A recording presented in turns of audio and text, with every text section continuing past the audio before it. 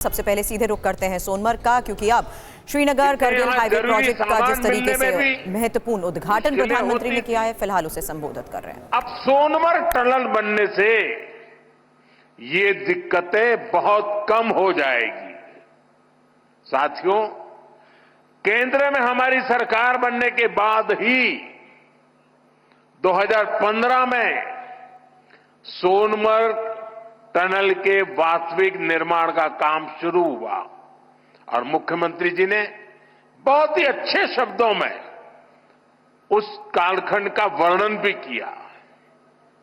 मुझे खुशी है कि इस टनल का काम हमारी ही सरकार में पूरा भी हुआ है और मेरा तो हमेशा एक मंत्र रहता है, जिसका प्रारंभ हम करेंगे उसका उद्घाटन भी हम ही करेंगे। होती है, चलती है, कब होगा कौन जाने, वो जमाना चला गया। साथियों,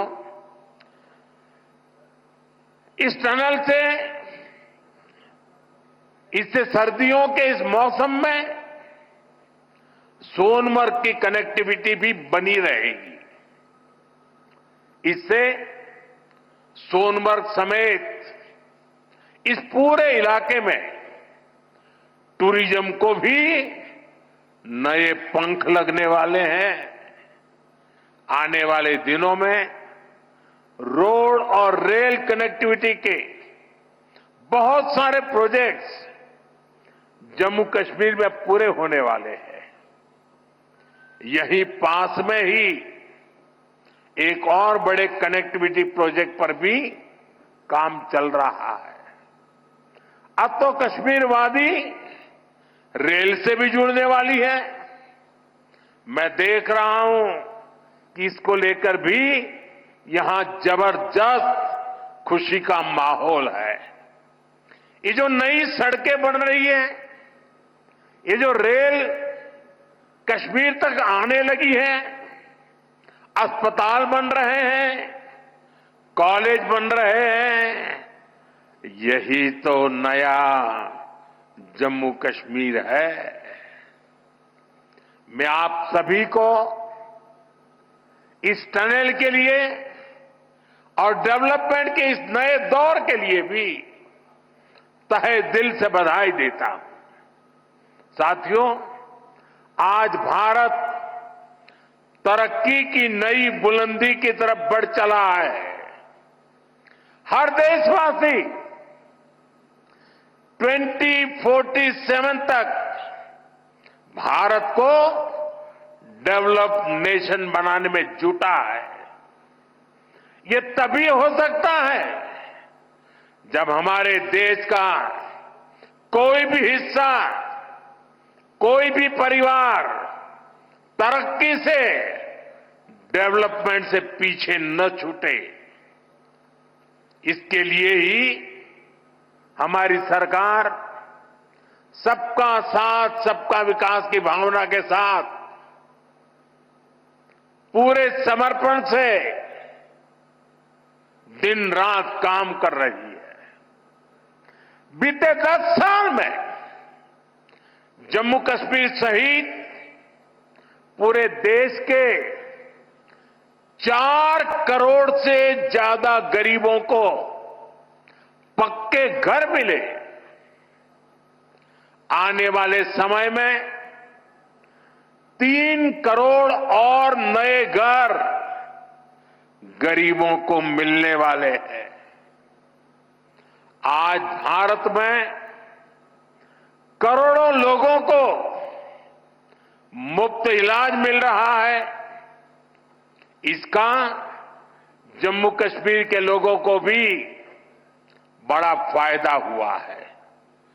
नौजवानों की पढ़ाई के लिए देश भर में नए आईआईटी, नए आईआईएम, नए एम्स, नए medical college, nursing college, polytechnical college लगातार बनते चले जा रहे हैं।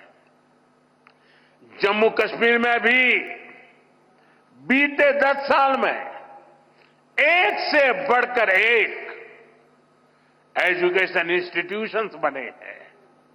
इसका बहुत बड़ा लाभ यहां के मेरे बेटे बेटियों हमारे नौजवानों को हुआ है।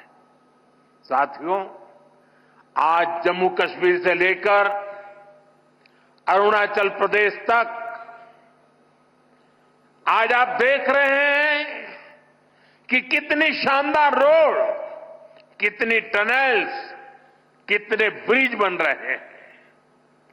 हमारा जम्मू कश्मीर तो अब टनल का, ऊंचे ऊंचे पुलों का, रोपवे का हब बनता जा रहा है। दुनिया की सबसे ऊंची टनल्स यहां बन रही हैं। दुनिया के सबसे ऊंचे rail road bridge, cable bridge यहां बन रहे हैं। दुनिया की सबसे ऊंची रेल लाइंस यहां बन रही है। हमारे चिनाब ब्रिज की इंजीनियरिंग देखकर पूरी दुनिया हैरत में है। अभी पिछले ही हफ्ते इस ब्रिज पर पैसेंजर ट्रेन का ट्रायल पूरा हुआ है। कश्मीर की रेलवे कनेक्टिविटी बढ़ाने वाला केबल ब्रिज, जोजिला, चिनैनी नासरी और सोनमर्ग टनल के प्रोजेक्ट, उधमपुर श्रीनगर बारामूला का रेल लिंक प्रोजेक्ट, शंकराचार्य मंदिर, शिवखोड़ी और बालटाल अमरनाथ रोपवे की स्कीम, कटरा से दिल्ली का एक्सप्रेसवे, आज जम्मू कश्मीर में रोड कनेक्टिविटी से जुड़े ही 42,000 करोड़ रुपए से ज्यादा के प्रोजेक्ट पर काम चल रहा है। 4 national highway project, 2 ring road पर काम तेजी से जारी है। सोनमर्ग जैसी 14 से ज्यादा टनल्स पर यहां काम चल रहा है।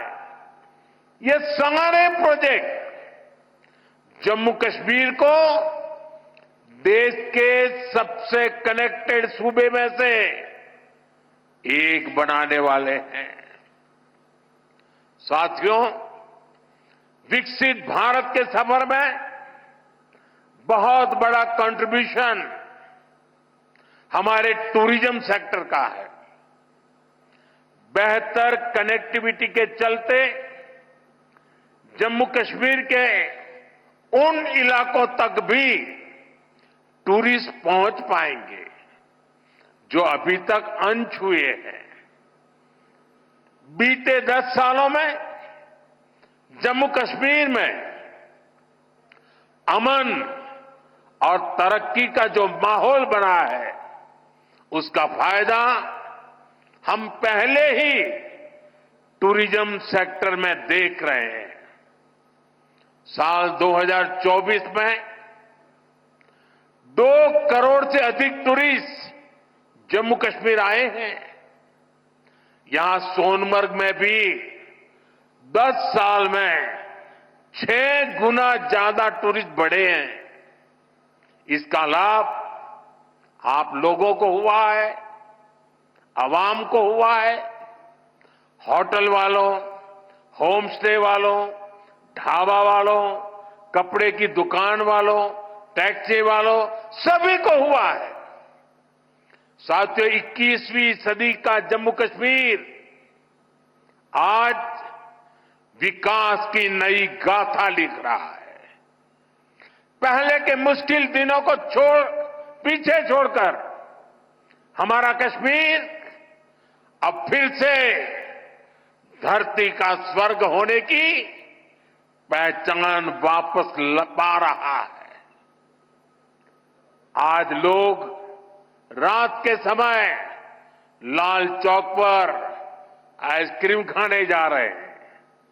रात के समय भी वहां बड़ी रौनक रहती है। और कश्मीर के मेरे जो आर्टिस्ट साथी हैं, उन्होंने तो पोलो व्यू मार्केट को नया हैबिटेट सेंटर बना दिया है। मैं सोशल मीडिया पर देखता हूं कि कैसे यहां के म्यूजिशियंस, आर्टिस्ट, सिंगर वहां ढेर सारी परफॉर्मेंस करते रहते हैं। आज श्रीनगर में लोग अपने बाल बच्चों के साथ सिनेमा हॉल में जाकर फिल्में देखते हैं, आराम से खरीदारी करते हैं। हालात बदलने वाले इतने सारे काम कोई सरकार अकेले नहीं कर सकती। जम्मू कश्मीर में हालात बदलने का बहुत बड़ा श्रेय यहां की आवाम को जाता है, आप सभी को जाता है। आपने जमहूरियत को मजबूत किया है, आपने भविष्य को मजबूत किया है। साथियों, ये जम्मू कश्मीर के नौजवानों के लिए एक शानदार फ्यूचर सामने मुझे साफ साफ दिखाई दे रहा है। आप स्पोर्ट्स में ही देखिए कितने मौके बन रहे हैं। कुछ महीने पहले ही श्रीनगर में पहली बार एक इंटरनेशनल मैराथन हुई है। जिसने भी वो तस्वीरें देखी वो आनंद से भर गया था। और मुझे याद है उस मैराथन में मुख्यमंत्री जी ने भी हिस्सा लिया था। इसका वीडियो भी वायरल हुआ था और मैंने भी विशेष रूप से मुख्यमंत्री जी को बधाई दी थी जब मुझे वो तुरंत दिल्ली में मिले थे। मुलाकात के दौरान मैं उनका उत्साह देख रहा था, उमंग देख रहा था और मैराथन के बारे में वो बड़ी बारीकी से मुझे बताया था। साथियों, वाकई ये नए जम्मू कश्मीर का एक नया दौर है। हाल में ही 40 साल बाद कश्मीर में इंटरनेशनल क्रिकेट लीग हुई है। उससे पहले हमने डल लेक के इर्द गिर्द कार रेसिंग के वो खूबसूरत नजारे भी देखे। हमारा ये गुलमर्ग तो एक तरह से भारत के लिए विंटर गेम्स की कैपिटल बनता जा रहा है। गुलमर्ग में 4 खेलो इंडिया विंटर गेम्स हो चुके हैं। अगले महीने 5वें खेलो इंडिया विंटर गेम्स भी शुरू होने वाले हैं। बीते 2 साल में ही देश भर से अलग अलग स्पोर्ट्स टूर्नामेंट के लिए 2,500 खिलाड़ी जम्मू कश्मीर आए हैं। जम्मू कश्मीर में 90 से ज्यादा खेलो इंडिया सेंटर बनाए गए हैं। हमारे यहां के 4,500 नौजवान ट्रेनिंग ले रहे हैं। साथियों, आज हर तरफ जम्मू कश्मीर के नौजवानों के लिए नए नए मौके बन रहे हैं। जम्मू और अवंतीपोरा में एम्स का काम तेजी से हो रहा है, यानी अब इलाज के लिए देश के दूसरे हिस्से में जाने की मजबूरी कम होगी। जम्मू में आईआईटी, आईआईएम और सेंट्रल यूनिवर्सिटी के शानदार कैंपस में पढ़ाई हो रही है। जम्मू कश्मीर जो कारीगरी और शिल्पकारी है, उसे हमारे विश्वकर्मा साथी आगे बढ़ा रहे हैं। उनको पीएम विश्वकर्मा और जम्मू कश्मीर सरकार की दूसरी स्कीम से मदद मिल रही है। हमारी निरंतर कोशिश है कि यहां नई इंडस्ट्री भी आए। यहां अलग अलग इंडस्ट्री के लोग करीब 13,000 करोड़ रुपए लगाने जा रहे हैं। इससे हजारों नौजवानों को यहां नौकरी मिलेगी। जम्मू कश्मीर बैंक भी अब काफी बेहतर तरीके से काम करने लगा है। बीते 4 साल में जम्मू कश्मीर बैंक का बिजनेस 1,60,000 करोड़ से बढ़कर 2,30,000 करोड़ रुपए हो गया।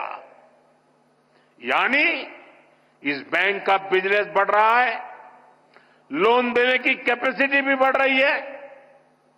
इसका फायदा यहां के नौजवानों, किसानों, बागवानों, दुकानदारों, कारोबारियों सबको हो रहा है। साथियों, जम्मू कश्मीर का अतीत अब विकास के वर्तमान में बदल चुका है। विकसित भारत का सपना तभी पूरा होगा जब इसके शिखर पर तरक्की के मोती जड़े हो। कश्मीर तो देश का मुकुट है, भारत का ताज है। इसलिए मैं चाहता हूं कि ये ताज और सुंदर हो, ये ताज और समृद्ध हो। और मुझे ये देखकर खुशी होती है कि इस काम में मुझे यहां के नौजवानों का, बुजुर्गों का, बेटे बेटियों का लगातार साथ मिल रहा है।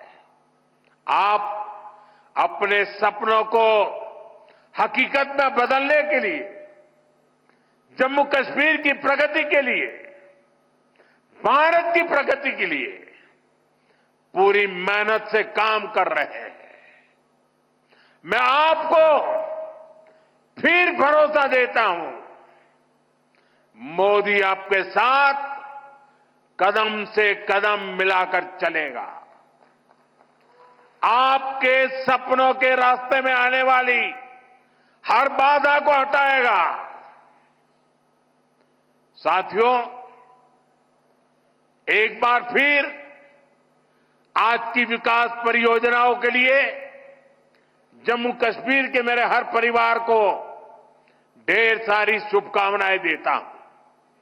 यह हमारे साथी नितिन जी ने, मनोज सिन्हा जी ने और मुख्यमंत्री जी ने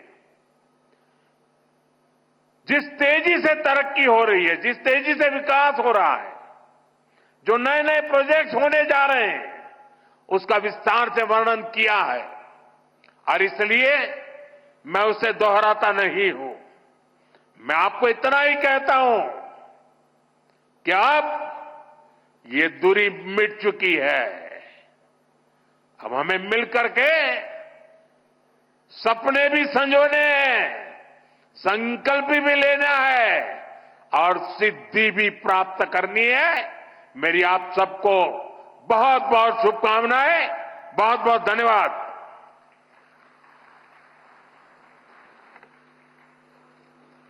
बहुत बहुत धन्यवाद माननीय प्रधानमंत्री श्री नरेंद्र मोदी जी, हमारे देश के यशस्वी प्रधानमंत्री। तो प्रधानमंत्री नरेंद्र मोदी ने कहा कि किस तरीके से जो वादे वो करते हैं उन्हें पूरा करते हैं और जम्मू कश्मीर से दूरी जिस तरीके से मिट चुकी है, जिस तरीके से जम्मू कश्मीर के सामने आने वाली सभी बाधाएं हटा देने की बात प्रधानमंत्री ने इस संबोधन में कही। फिलहाल आप सुन रहे थे जहां प्रधानमंत्री की तरफ से तमाम मुश्किलों का यहां पर जिक्र करते हुए ये कहा गया कि जो वादे किए गए थे उन्हें निभाया गया और तमाम मुश्किलों में जो दूरी और जो अड़चन आती थी उन्हें भी खत्म कर दिया गया है। तो जम्मू कश्मीर का अतीत विकास के वर्तमान में बदल चुका है, ये बड़ी बात प्रधानमंत्री नरेंद्र मोदी की तरफ से कही गई। जम्मू कश्मीर के सीएम उमर अब्दुल्ला ने भी प्रधानमंत्री नरेंद्र मोदी की तारीफ की। आपको बता दें, टनल के उद्घाटन कार्यक्रम में अब्दुल्ला बोले, सोनमर्ग टनल के लिए पीएम को आभार। चुनाव के दौरान जम्मू कश्मीर में कोई धांधली नहीं हुई, पीएम के प्रयासों से लोग भी सुरक्षित।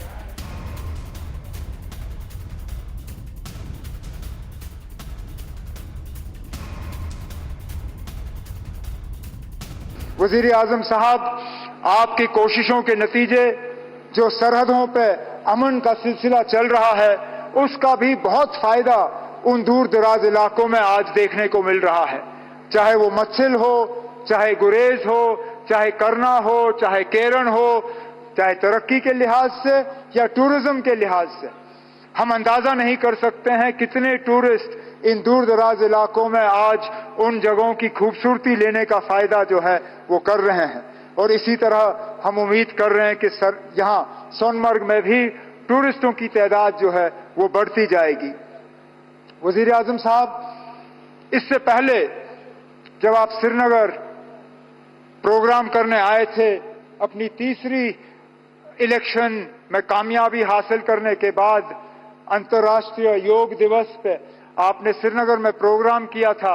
उस प्रोग्राम के दौरान आपने कुछ बातें लोगों से की और उन बातों के बुनियाद पे लोग जो हैं वो आपकी बातों पे और ज्यादा यकीन करना शुरू कर गए हैं।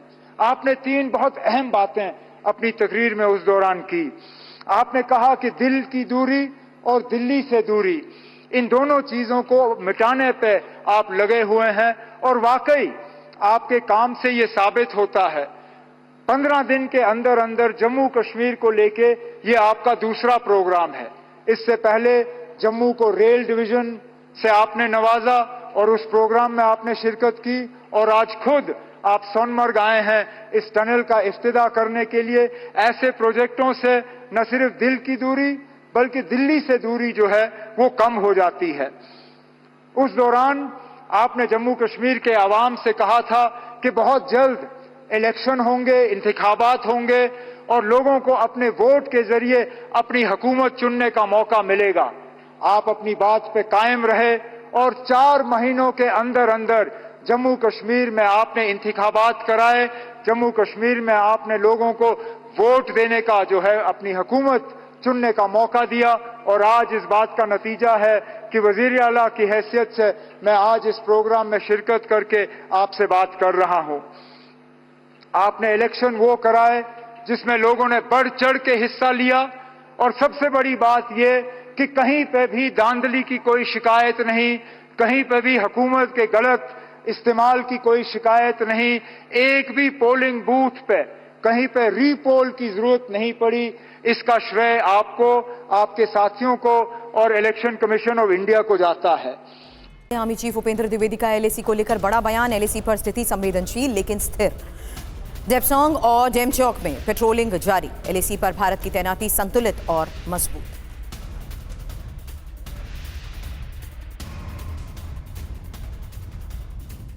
As you are aware, the situation is sensitive but stable. In October 2024, situation in Depsang and Demchok in eastern Ladakh got resolved. The patrolling to traditional areas in these 2 subsectors has commenced. Similarly, the traditional grazing has also commenced in these 2 areas. On deployment along LSA is balanced and robust. We are well poised to deal with any situation. और Bhopal cash कांड पर TV9 पर बड़ा खुलासा। सौरभ शर्मा की diary के कथित पन्ने सामने आए। आपको बता दें 15 पन्नों में 800 करोड़ की वसूली का दावा। 1 महीने में आरटीओ चेकपोस्ट से कम 10 करोड़ की वसूली और छोटे टोल से 30 करोड़ जबकि बड़े टोल से 60 करोड़ तक वसूली को लेकर बड़ा खुलासा हुआ है। तो 15 पन्नों में 800 करोड़ की वसूली के दावे जिस आधार पर सामने आए हैं वही तस्वीरें भी हम आपको दिखा रहे हैं, क्योंकि हर महीने आरटीओ चेकपोस्ट से जिस तरीके से 10 करोड़ की वसूली की गई, ये वही सबूत है जिससे साफ हुआ कि आखिर किस तरीके से बड़ा घोटाला हुआ है। और इन्हीं पन्नों के जरिए ये साफ हो रहा है कि कैसे बड़े टोल से 60 करोड़ तक की वसूली की गई जबकि छोटे टोल से 30 करोड़। लेकिन आपको बता दें ये वही आरटीओ से रिटायरमेंट लेने वाले सौरभ शर्मा हैं जिसके ठिकानों से 50 किलो से ज्यादा सोना और करोड़ों की नकदी बरामद हुई थी।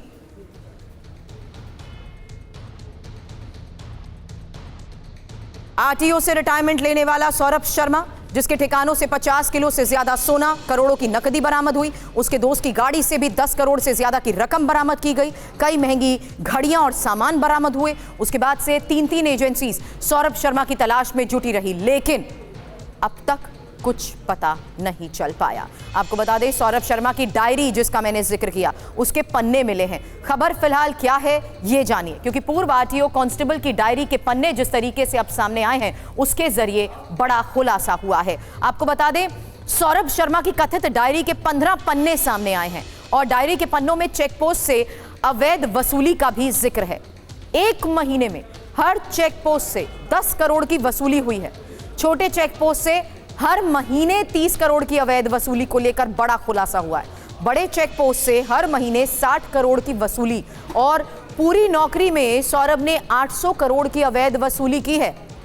अब 800 करोड़ की अवैध कमाई रसूखदारों में जिस तरीके से बांटी गई है, इसको लेकर भी बड़े खुलासे हुए हैं। लेकिन सौरभ शर्मा की डायरी को लेकर फिलहाल हमारे संवाददाता शुभम गुप्ता इस बारे में और क्या जानकारी दे रहे हैं, उनकी ये रिपोर्ट देखिए। मध्य प्रदेश में काली कमाई करने वाले आरटीओ के पूर्व आरक्षक सौरभ शर्मा के मामले में टीवी9 भारतवर्ष लगातार बड़े बड़े खुलासे करते आया है। एक और बड़ा खुलासा हम आपके सामने करने जा रहे हैं। ये जो तस्वीरें आप देख रहे हैं, ये एक्सक्लूसिव डॉक्यूमेंट और ये सौरभ शर्मा की उस डायरी के काले पन्ने हैं जिसमें पूरा काली कमाई का काला चिट्ठा लिखा हुआ है, हिसाब किताब लिखा हुआ है। जिस तरह से नाकों पर अवैध वसूली की जा रही थी, उसका पूरा की पूरा हिसाब इन 6 पन्नों में लिखा हुआ है। हालांकि कांग्रेस इसमें यह भी कह रही है कि जो टीएम और टीसी लिखा हुआ है, इसका मतलब टू मिनिस्टर, टू कमिश्नर, या कोई कह रहा है कि ट्रांसपोर्ट मिनिस्टर, ट्रांसपोर्ट कमिश्नर। इस तरह के आरोप भी कांग्रेस पार्टी की ओर से लग रहे हैं। ये वही सौरभ शर्मा है जिसके पास से तकरीबन 55 किलो सोना, 10 करोड़ कैश और न जाने कितने करोड़ रुपए की संपत्ति भी मिली थी। ऐसे में बड़ा सवाल यही है कि जो वसूली की जा रही थी, नाकों से अवैध वसूली की जा रही थी, उसका पैसा किससे जा रहा था, ये अभी तक स्पष्ट नहीं हो पाया है। जांच एजेंसियां, इसमें चाहे ईडी हो, इनकम टैक्स डिपार्टमेंट हो या फिर लोकायुक्त ही क्यों ना हो, तीनों एजेंसीज अपनी अपनी जांच कर रही है।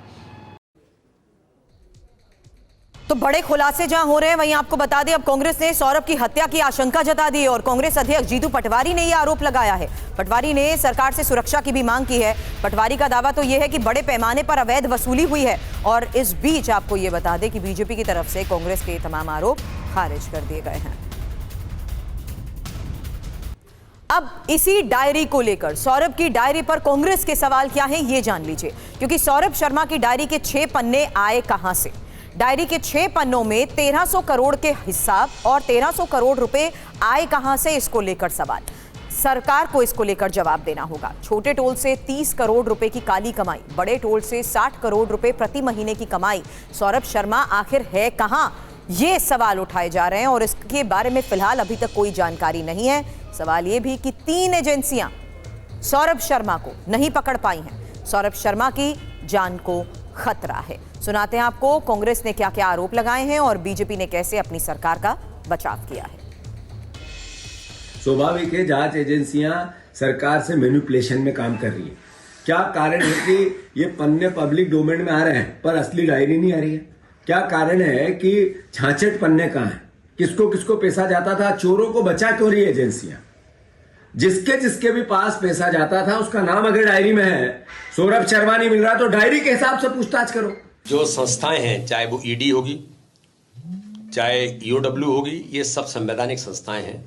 ये अपना काम अपने नियम कानून के दायरे में करती हैं। डायरी में क्या है, डायरी में कौन है, जो भी होगा वो अपना काम करेंगे। इसमें ना आपको कुछ पता ना मुझे कुछ पता। ये तो जो होंगे, तो मुझे ऐसा लगता है कि कानूनन जो काम एजेंसीज को करना चाहिए, एजेंसीज ईमानदारी से काम करती हैं, कोई भी हो। हमारे सहयोगी इस वक्त हमें ज्वाइन कर चुके हैं और जिस तरीके से इस पूरे मामले को लेकर शुभम अभी तक खुलासे हुए हैं, उन पन्नों के आधार पर बड़े खुलासे हुए हैं। लेकिन अब ये पन्ने अचानक कहां से आ गए? कुछ पन्ने क्या अभी भी गायब हैं? और यहां तक कि अब तो जिस तरीके से पूरा मामला पॉलिटिसाइज हो चुका है, हत्या तक की आशंका जता दी गई है। बिल्कुल ठीक कहा। और अभी तक ये नहीं पता चल पाया है कि सौरभ शर्मा आखिरकार है कहाँ पर। उसको लेकर लुकआउट नोटिस जारी हो चुका है। वो निचली अदालतों में लगातार अपनी अर्जी लगाता है मगर वो खारिज होती रही है। अब ये भी खबरें हैं कि वो हाईकोर्ट में भी जल्दी याचिका लगाने वाला है। मगर जो डायरी के पन्ने आए हैं, ये एक्सक्लूसिव डायरी के पन्ने, चूँकि जाँच एजेंसियाँ, चाहे वो ईडी हो, चाहे वो लोकायुक्त हो या फिर इनकम टैक्स डिपार्टमेंट है, तीनों ही एजेंसी इस पूरे मामले पर जाँच पड़ताल कर रही है। और जो लाल डायरी, जो शुरुआत में ही हमने बताया था कि सौरभ शर्मा के उस घर से मिली थी, मगर और उसमें एक तरह से क्या क्या चीज़ें लिखी हुई थी। अब आप इसमें देखिए कि हर चीज़ इसमें लिखी हुई है, कौन से नाके से कितना पैसा वसूला जा रहा है, हर महीने 10 करोड़ रुपए वसूले जा रहे हैं और ये अवैध वसूली पूरी तरह से है। अब इसमें सबसे बड़ा सवाल यहाँ पर सुरभि यही है कि ये पैसा किसको जा रहा था। कांग्रेस तो आरोप लगा रही है कि इसमें सरकार के मंत्री, सरकार के अधिकारियों को ये पैसा जा रहा था, क्योंकि एक कांस्टेबल, इस पूरे आरटीओ डिपार्टमेंट का आप देखेंगे तो सबसे निचला पद होता है कांस्टेबल का, और वो कांस्टेबल इतनी बड़ी वसूली कर रहा था। तो ये तो संभव नहीं है कि वो अकेला इतनी बड़ी वसूली कर रहा था। जाहिर सी बात है कि उस पर बड़े बड़े लोगों का हाथ था और उनके ज़रिए ही वो इतने बड़े बड़े काम कर रहा था। उसकी कार से 54 किलो सोना मिला, घर से 234 किलो चांदी मिली है, 10 करोड़ कैश बरामद हुआ है। ऐसे में बड़ा सवाल यही है कि वो कौन से लोग हैं, कौन से अधिकारी हैं, कौन से नेता हैं जो सौरभ शर्मा को संरक्षण दे रहे थे। तो ऐसे में कांग्रेस यही डिमांड कर रही है कि इस पूरे मामले की गंभीरता से जांच होनी चाहिए और वो बड़े नाम सामने आने चाहिए। और सवाल ये भी लगा दिए गए कि उठा दिए गए कि तीन एजेंसीज जब पूरे मामले में उसकी तलाश में जुटी है तो उन्हें अभी तक कोई कामयाबी क्यों नहीं मिल पाई है। आगे भी इस बारे में आपसे अपडेट लेंगे। शुक्रिया पूरी जानकारी के लिए आपका। बांग्लादेश के उच्चायुक्त को तलब किया गया है और भारत ने बांग्लादेशी उच्चायुक्त को तलब किया है। सीमा पर बाड़ लगाने के मुद्दे पर तलब किया गया है। बांग्लादेश सरकार से सहयोग नहीं मिल रहा, ये बात भी एमए की तरफ से कही गई है। तो फिलहाल इस वक्त की एक और बड़ी खबर सामने आ रही है, जहां खबर यह है कि अब बांग्लादेश के उच्चायुक्त को तलब किया गया है और भारत ने बांग्लादेशी उच्चायुक्त को जिस तरीके से तलब किया है उसका पर्पस, रीजन ये सामने आ रहा है कि ये बात एक बार फिर से कही गई है कि बांग्लादेश सरकार से कोई भी सहयोग नहीं मिल रहा है और इस सीमा पर बाड़ लगाने के मुद्दे पर इस वक्त तलब किया गया है। ये खबर सामने आ रही है। तो आपको ये बता दें कि अब भारत ने बांग्लादेश सरकार से जिस तरीके से अभी फिलहाल खबर है बांग्लादेशी उच्चायुक्त को तलब किया है सीमा पर बाड़ लगाने के मुद्दे को लेकर, यह खबर इस वक्त सामने आ रही है। इस बड़ी खबर पर हमारी नजर रहेगी, आगे भी आपको अपडेट करते रहेंगे। इंडोनेशिया के राष्ट्रपति के भारत दौरे से पाकिस्तान कैसे बौखला गया है। इंडोनेशिया के राष्ट्रपति ने पाकिस्तान जाने का कार्यक्रम भी टाल दिया है। सोर्सेस के हवाले से खबर है। पाक का आरोप है भारत के दबाव में दौरा रद्द हुआ।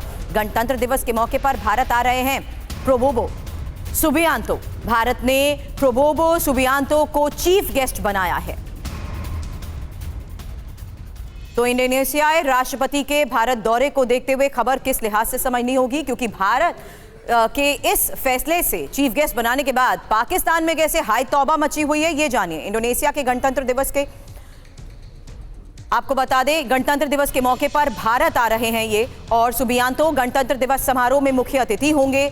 सुबियांतो भारत के बाद पाकिस्तान जाने वाले थे और सुबियांतो अब पाकिस्तान की जगह मलेशिया जाएंगे। सोर्सेस के हवाले से कहा जा रहा है इंडोनेशिया सरकार के फैसले से पाकिस्तान जाहिर सी बात है बौखला गया है और पाकिस्तान का आरोप यह है कि भारत ने इंडोनेशिया पर दबाव डाला है। अब अब्दुल बासित ने क्या कहा, भारत ने पाकिस्तान के साथ सही नहीं किया। आपको बता दें इंडोनेशिया ने पाकिस्तान दौरे को रद्द कर दिया है, जिसके बाद पाकिस्तान में भारत को लेकर भी चर्चा तेज हो चुकी है। और पाकिस्तानी मीडिया में भारत को लेकर क्या चर्चा हो रही है, इंफॉर्मेशन वॉल पर इसी बारे में डिटेल आपके सामने। पूर्व राजनयिक पाकिस्तान के अब्दुल बासित, उनकी तरफ से कहा जा रहा है कि भारत ने पाकिस्तान के साथ सही नहीं किया है। उन्होंने ये भी कहा कि किसी देश पर दबाव बनाना सही नहीं है। इंपॉर्टेंट ये है कि इंडोनेशिया इस फैसले पर अपना स्टैंड लेगा, आगे अपना स्टैंड लेगा और इंडोनेशिया पाक दौरे को आगे बढ़ा सकता है। हालांकि इस बीच पत्रकार, जो पाकिस्तानी पत्रकार है कमर चीमा, उनकी तरफ से क्या कहा गया है ये भी जानिए, क्योंकि पाकिस्तान के खिलाफ भारत का ये नया कदम, ये दावा उनकी तरफ से किया जा रहा है और भारत ने दबाव डालकर ही पाकिस्तान का दौरा रद्द कराया है। पाकिस्तान को दुनिया से अलग कराने की ये कोशिश।